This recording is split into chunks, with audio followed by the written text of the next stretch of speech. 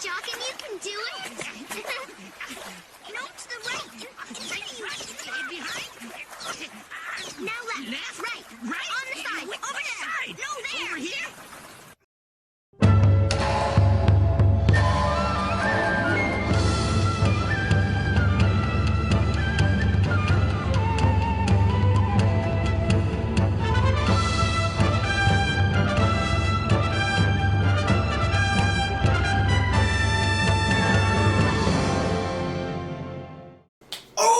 Now that's what I'm talking about right here. Hey guys, what's up? It's BigJackFilms here, and welcome back to the InuYasha vlog. And this is a series of episodes I've actually been really looking forward to, and quite frankly, it paid off quite nicely. This is what I am calling, I know it has a name on the DVD volumes and so on, but I'm watching the third season. Fuck it, I'm calling it the Panther Tribe Trilogy. This is a 3-part arc that I absolutely love. It's one of the highlights of Season 3. A lot of fans seem to really dig this 3-parter, and it's easy to see why. And I'm going to go through it and talk about essentially sort of the whole storyline and everything, and then we'll discuss my overall thoughts and everything. So first of all, the episode opens, obviously, like, the whole storyline, I'll say this, feels like this could have been a movie. This could have been, like, the second movie, or, you know, if you were to go by the standards, like, this would be the second out of a 5-part movie, even though there was only 4. But it opens up with, like, a bunch of characters, our established characters, things like, Sashomaru, InuYasha and the entire gang, Koga. Like, all these characters kind of come in, and there's essentially a huge disturbance in the feudal era regarding what is called the Panther Demon Tribe, which are a series of cat demons that have been plaguing the land for quite a bit.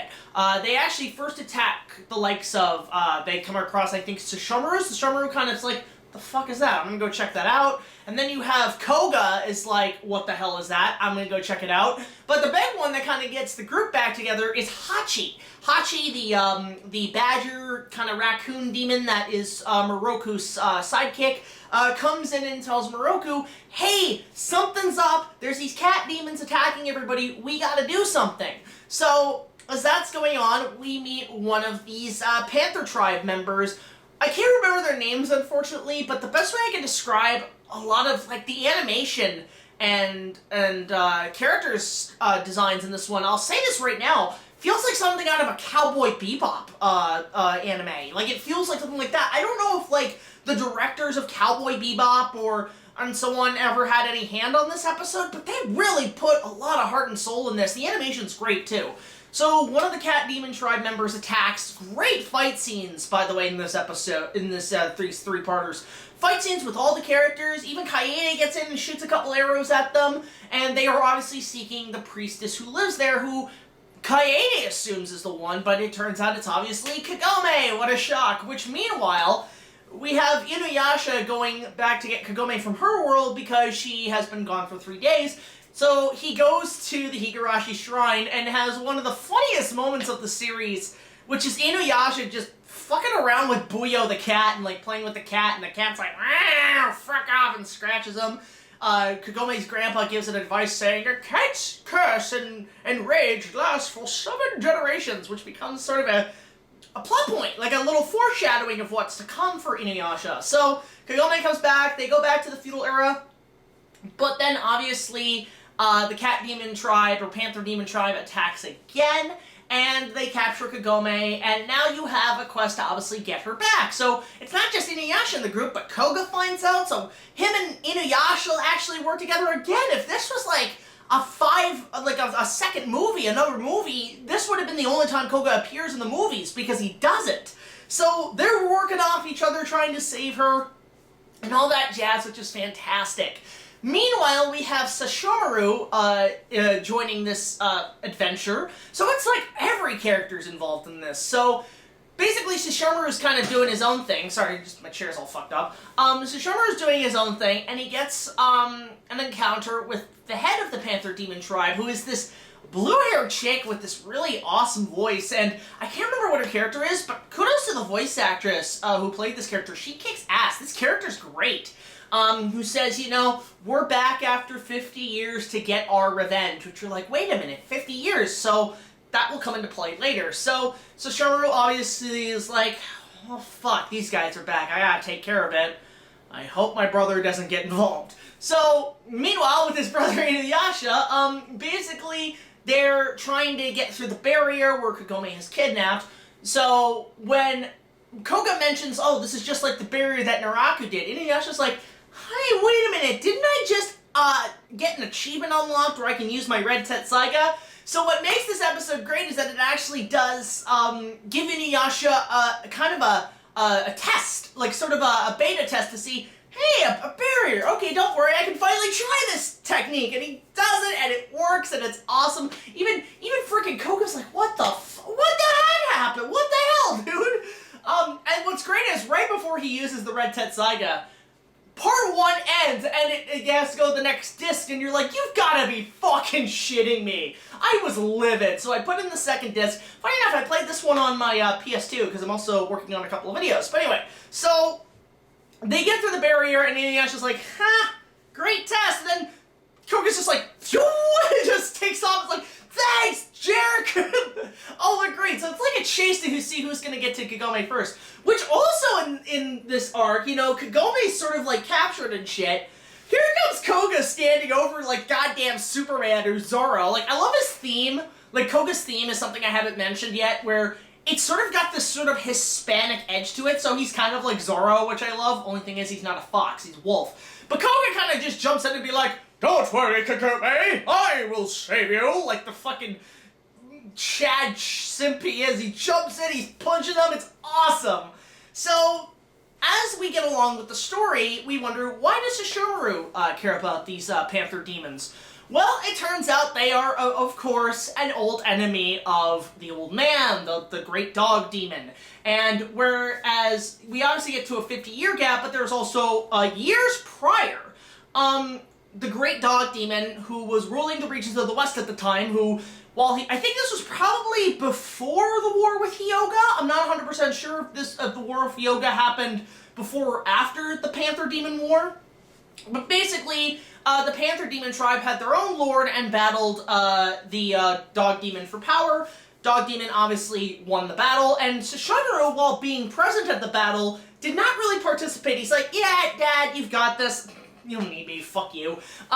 So he kind of takes off. But when the Panther Demon comes back, they go after Shomaru, and Shomaru has a few more allies left from his father's army, including a character I thought we would never see again, who actually has some staying power as a great ally to our heroes, and that is Ryokan. If you guys don't remember who Ryokan is, he was in the first season of the series. He was the guardian lion demon thing of the forest, you know. He's essentially our Treebeard, you know, a tree, a shepherd of the forest. Don't encourage it, Mary. Don't do it. So he's our sort of Treebeard, but he's like a lion demon form who you think at first was sort of like a side character in Season 1 when Naraku possessed him, but it turns out he has some staying power. He was actually, he's not only a guardian of the forest, he was also an ally to InuYasha's father, so he's an old motherfucker. He's also very cowardice, which I think is funny. It's like sort of a mix of Gimli and Treebeard, which is funny because John Rhys Davies played both of them in Lord of the Rings. Anyway,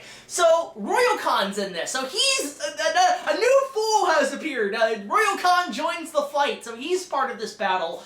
But basically, these allies had allied with Shomaru 50 years ago to continue the fight with the Panther Tribe, and the Panther Tribe was like, we want our revenge, and Shomaru was like, okay, well, I might as well get all my forces, even my brother, but Jochen comes in and says, oh god, sorry, Shomaru, about that, your bro got sealed to a tree by a really cool hot chick, and Shomaru's like, oh, he fell for a mortal, fucking idiot. So, he has to take them on themselves and banishes them again, so now 50 years has gone by, so basically there is a 50-year gap.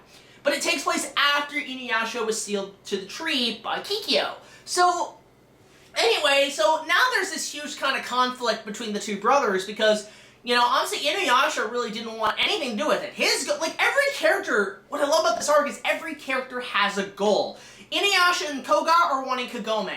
Moroku Sango and the others, they're just kind of tagging along. You have the Panther Demon Tribe seeking revenge on the Bloodline. You have Royal Khan wanting to redeem himself for the failure of not being able to fight with the brothers. And then you have things like, oh fuck, what was the other one?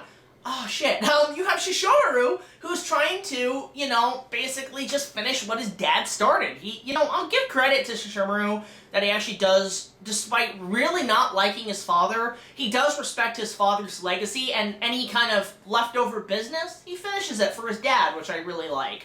So, anyway, it all comes down to this massive fight with all these factions, and it's sort of like the Battle of the Five Armies, which is kind of cool. But, you know, obviously you have one group of armies against another army, and it's great! It's so Lord of the Rings, and, you know, you have all this amazing stuff happen.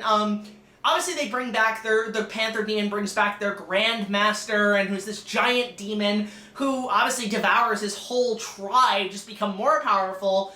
By the end of it, there's even a moment where Shishomaru goes full demon. You're just like, oh shit, he's pissed. But Tenseiga calms him down, he cuts, you know, the big demon, and then he tells his bro, okay dude, just finish him off, I don't give a fuck. And InuYasha finishes the job, and it does the Tenseiga, which is meant to, like, heal 100 lives in one swing, brings back the rest of the Panther Demon Tribe, who are like, huh, so Shishomaru saved us, even though our boss was a jerk. You know what? We're done. Okay, guys, let's go back. Let's go home. InuYasha, tell your brother we said thank you.